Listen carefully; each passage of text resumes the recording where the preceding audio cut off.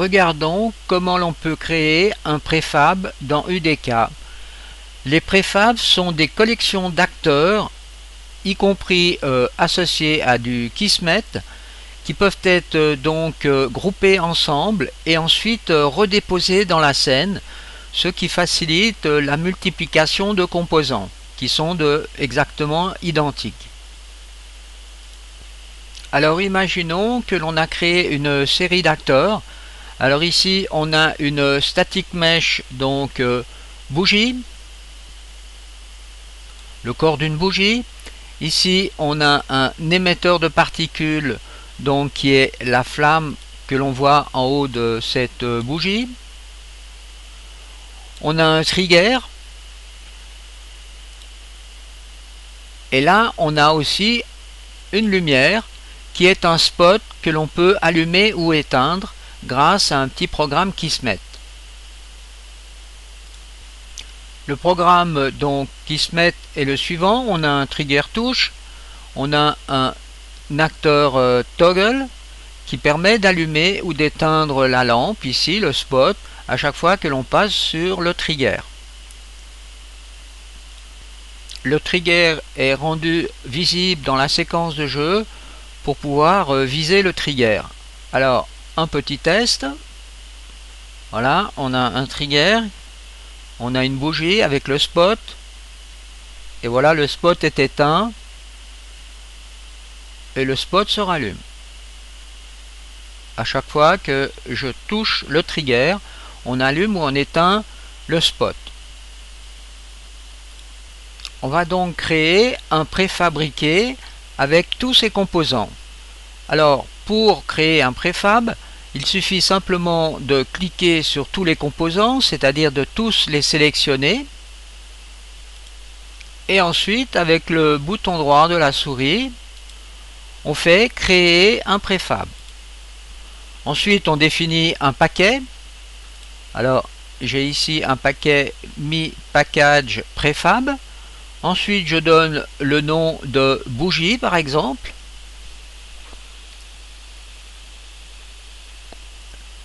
Et je peux faire OK.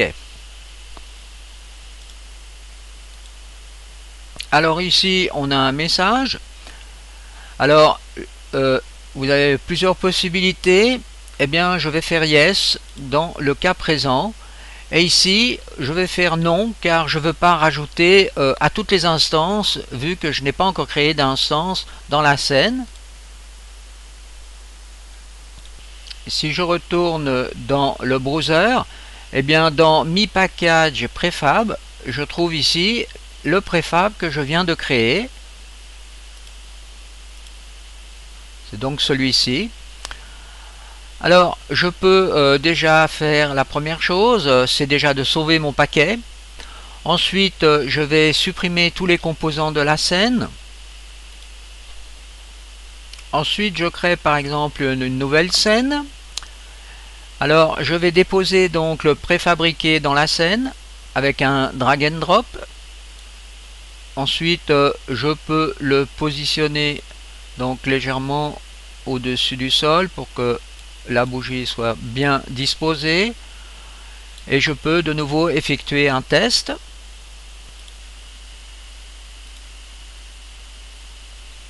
Donc voilà, tout fonctionne correctement.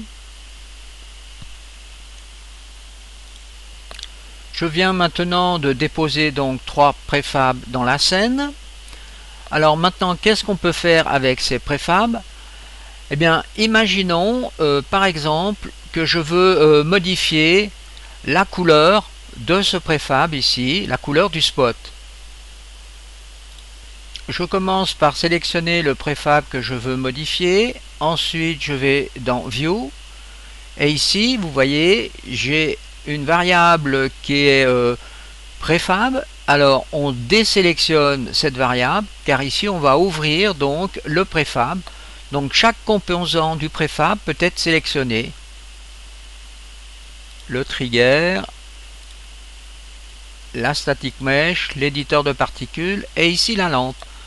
Alors j'ouvre les propriétés de cette lampe et je modifie par exemple la couleur. en mettant une couleur, on va mettre une couleur bleue.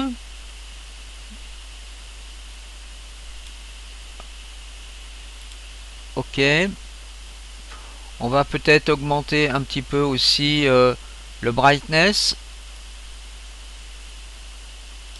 Alors je sais pas si le bleu sur le bleu c'est très bien choisi. Je vais peut-être mettre une autre couleur. Je vais mettre un jaune. Voilà, on voit mieux le jaune. Au moment où l'on a ouvert un préfab, eh bien les autres préfabs sont aussi donc sélectionnables individuellement. Donc chaque acteur est sélectionnable individuellement. Par exemple ici la bougie et ici l'éditeur de particules. Alors maintenant, on va, vu qu'on a modifié donc la couleur du spot sur ce préfab, on va fermer de nouveau tous les préfabs en sélectionnant à nouveau Lock Préfab. Alors regardons un peu dans le Kismet ce qui s'est passé. Eh bien vous voyez ici, vous avez donc un préfab. On peut ouvrir en cliquant 2 fois à l'intérieur. Alors ici on a une bougie 1 et là on retrouve dans la bougie 1 donc le programme, et là vous avez donc une autre bougie et la troisième bougie. Donc là on voit aussi le fait que l'on a modifié la couleur du spot. Un petit test.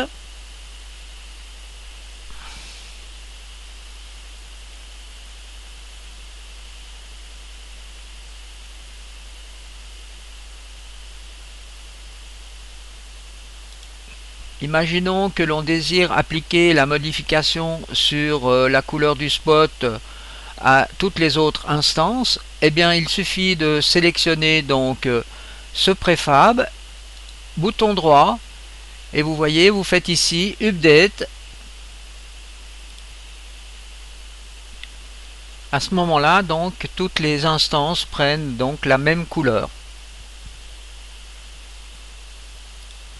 On peut aussi à tout moment convertir de nouveau un préfab en des normal acteurs.